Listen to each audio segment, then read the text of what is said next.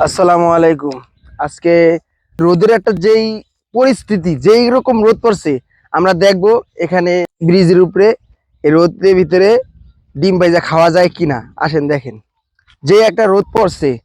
আগে এখানে একটু মুছা নেই। বাপুরে, এখানে এই যে তেল দিলাম, দেখি তেলের অবস্থা কি। ডিম ভাজা খাইমু এই জায়গায়, হয় কিনা দেখতেছি। একটু গরম হোক, দেখালে একটু গরম হোক। 10 মিনিট পর তেলটা অনেকটাই গরম হয়ে গেছে। এখন দেখি ডিম দিয়া, দেখি কি অবস্থা, ডিমটা খাওয়ার উপযুক্ত কিনা।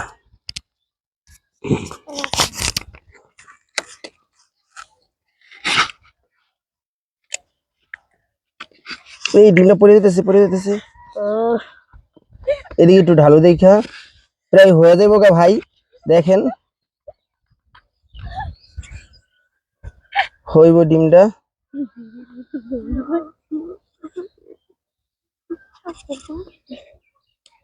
ডিমটা এদিকে একটু ঢাল, তো এদিকে কিছু দিয়া নেওয়া লাগতো।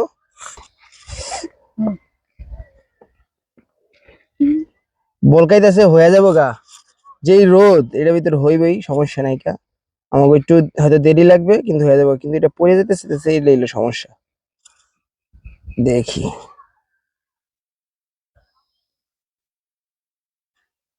এদিকে একটু ক্লোজ করো, দেখাও। এই দেখো, পুরো ডিমটা প্রায় হয়ে গেছে গা, পুরো এখন খাওয়ার উপযুক্ত হয়ে গেছে গা।